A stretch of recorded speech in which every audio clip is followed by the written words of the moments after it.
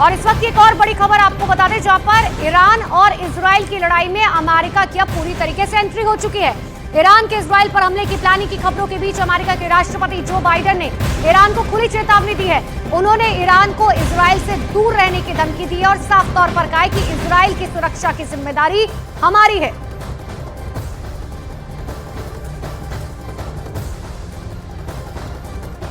Mr. Message to Iran in this moment.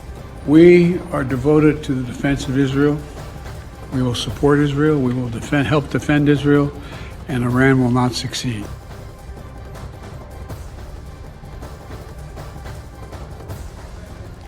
और इसी बीच America ने अपना एक बेहद आधुनिक जंगी जहाज इजराइल की मदद के लिए भेज दिया है।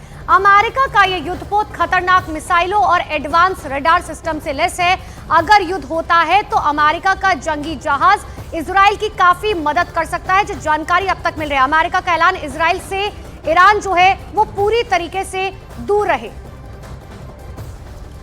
तो देखिए, अमेरिका जो है वो जंग की तैयारी में जुटा है, लेकिन उसके अपने साथियों ने ही उसे ठेंगा दिखाना शुरू कर दिया है और ईरान के खिलाफ जंग में उतरने से साफ तौर पर इनकार कर दिया है। लेकिन आपको बताते हैं कौन कौन से वो देश हैं जो अब ये कह रहे हैं कि हाँ, हम आपके साथ खड़े हैं। लेकिन कई ऐसे देश जो, तो तुर्की जैसे बड़े देश ने दो टूक कह दिया है कि वो अमेरिका को अपने एयर स्पेस का इस्तेमाल नहीं करने देगा। यानी कि अगर अमेरिका ईरान पर हमला करने के लिए लड़ाकू विमान भेजता है तो तुर्की उन्हें अपने आसमान के ऊपर से नहीं गुजरने देगा।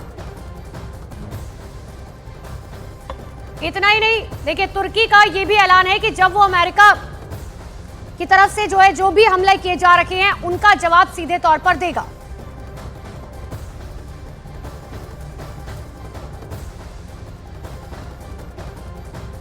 न्यूज 18 इंडिया पर सबसे बड़ा दंगल, दुनिया के सबसे बड़े चुनाव की सबसे बड़ी कवरेज देखिए सिर्फ न्यूज 18 इंडिया पर।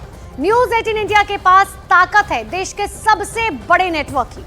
1200 से ज्यादा रिपोर्टर्स आप तक पहुंचा रखे हैं देश के चप्पे चप्पे से सबसे तेज और सबसे सटीक चुनावी खबरें।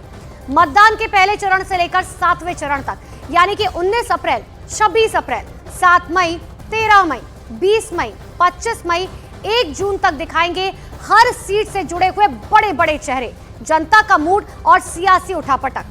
4 जून को सबसे तेज और सबसे सटीक नतीजे भी आपको मिलेंगे सिर्फ न्यूज 18 इंडिया पर।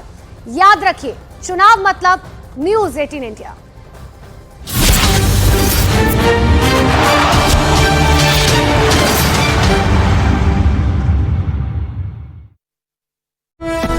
तिलक के मस्तक का सूर्य तिलक का किया ट्रायल।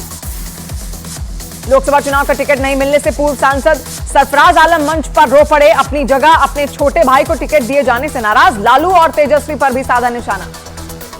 बीएसपी ने यूपी की लोकसभा सीटों के लिए 9 प्रत्याशियों की चौथी लिस्ट की जारी। अयोध्या से सच्चिदानंद पांडे, आजमगढ़ से भीम राजभर और घोसी से बालकृष्ण चौहान को दिया टिकट।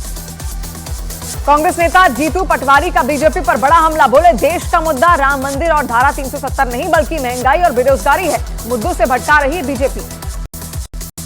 बिहार की सीवान सीट को लेकर आरजेडी में मुश्किल। शहाबुद्दीन की पत्नी हिना साहब और पूर्व विधानसभा अध्यक्ष अवध बिहारी चौधरी के बीच फंसाफेच। गुजरात में बुलडोजर प्रचार करते नजर आए बीजेपी प्रत्याशी। आणंद सीट से बीजेपी प्रत्याशी मितेश पटेल ने बुलडोजर पर सवार होकर निकाली रैली। उत्तराखंड में बीजेपी उम्मीदवार अनिल बलूनी के लिए सिंगर जुबिन नौटियाल ने प्रचार के दौरान गाया पीएम मोदी का गाना। गढ़वाल सीट से चुनाव लड़ रहे हैं अनिल बलूनी। पंजाब के फरीदकोट में बीजेपी प्रत्याशी हंसराज हंस का किसानों ने किया विरोध। किसानों ने हंसराज हंस का घेराव करने की कोशिश भी की। यूपी के डिप्टी सीएम केशव प्रसाद मौर्य का समाजवादी पार्टी पर बड़ा हमला। कहा, बीजेपी भविष्य 2047 तक समाजवादी पार्टी के लिए कोई स्पेस नहीं। महाराष्ट्र के बारामती से सुप्रिया सूले के खिलाफ मैदान में उतरी सुनेत्रा पवार का बयान। बोली, ये परिवार की लड़ाई नहीं है, ये अलग अलग विचारधारा की लड़ाई है। चुनाव प्रचार के दौरान एमपी के शिवनी पहुंचे सीएम मोहन यादव का स्वागत। कलाकारों ने सांस्कृतिक नृत्य से किया स्वागत। विदेश मंत्री एस जयशंकर ने चीन से सटी सीमा पर बुनियादी ढांचे की जरूरत पर दिया जोर। कहा, मोदी सरकार के दौरान चीन से सटे बॉर्डर पर इंफ्रास्ट्रक्चर का बजट 4 गुना बढ़ाया गया। विदेश मंत्री एस जयशंकर ने कांग्रेस पर लगाया आरोप। कहा, 1962 की जंग से सबक लेना चाहिए था और बॉर्डर इंफ्रास्ट्रक्चर बढ़ाना चाहिए था। एस जयशंकर ने कहा, चीन की नीतियों से परेशान होकर सरदार पटेल ने 1950 में नेहरू की ओर चिट्ठी लिखकर आगाह किया था, लेकिन वो माने नहीं। एस जयशंकर का आतंकवाद पर कड़ा प्रहार, कहा, किसी भी स्थिति में आतंकवाद स्वीकार नहीं। पूरी दुनिया को पता है पाकिस्तान आतंकवाद फैला रहा है। ईरान और इजरायल के बीच युद्ध की आशंका, विदेश मंत्रालय की एडवाइजरी, भारतीयों को ईरान और इजरायल न जाने का सुझाव। दोनों देशों में मौजूद भारतीयों को भारतीय दूतावास के संपर्क में रहने की सलाह, सावधानी बरतने और सुरक्षा के दृष्टिकोण से कम मूवमेंट करने का सुझाव। ईरान और इजरायल के बीच युद्ध जैसे हालात के बीच फ्रांस ने जारी की एडवाइजरी, अपने नागरिकों को इजरायल, ईरान और लेबनान से दूर रहने को कहा। युद्ध की आशंका के चलते ब्रिटेन ने अपने नागरिकों को तुरंत इजरायल छोड़ने के निर्देश दिए। अमेरिका ने ईरान को हमला न करने की चेतावनी दी। इजरायल में अमेरिकी एम्बेसी ने अपने कर्मचारियों को अगले आदेश तक कुछ इलाकों में जाने से रोका। इजरायल के पीएम बेनिमिन नेतन्याहू की डिफेंस चीफ से होगी मुलाकात, ईरान के खतरे पर करेंगे विचार। ईरान के हमले से निपटने के लिए इजरायल की तैयारी तेज, ईरान के हमले करने के हालात में इजरायली सेना और मोसाद जवाबी तैयारी में जुटी।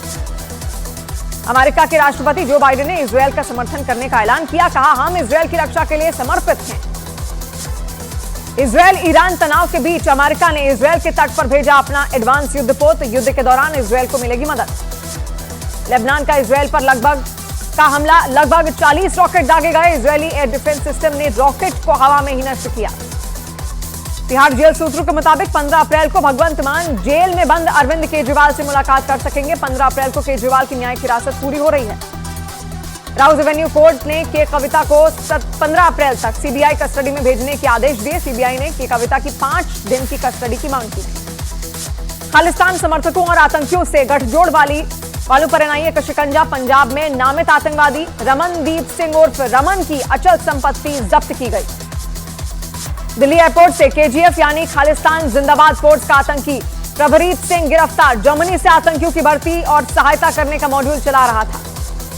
स्कूल बसों को लेकर गुरुग्राम प्रशासन का बड़ा एक्शन, 45 बसों की जांच, 16 बसों का किया गया चालान। हरियाणा में कनीना स्कूल हादसे से पहले का सीसीटीवी आया सामने, बस खेड़ी गांव में पहुंची तो ड्राइवर के 4 दोस्त भी हुए थे बस में सवार। दिल्ली के कई इलाकों में पानी की समस्या पर जल मंत्री आतिशी ने मुख्य सचिव को दिए निर्देश, पानी की किल्लत का मुद्दा उठाया। एमपी के रीवा में खुले बोरवेल में गिरे 6 साल के बच्चे को निकालने की कोशिश जारी, 60 फीट गहरे बोरवेल में गिरा बच्चा, मौके पर रेस्क्यू टीम मौजूद। महंगाई के मोर्चे पर राहत की खबर, मार्च में खुदरा महंगाई दर घटकर हुई 4.85%। खाद्य महंगाई दर 8.66% से घटकर 8.52% हुई। शहरी महंगाई दर 4.68% से घटकर 4.14% तक पहुंची। ग्रामीण महंगाई दर 5.34% से बढ़कर 5.45% हुई। वहीं सब्जियों की महंगाई दर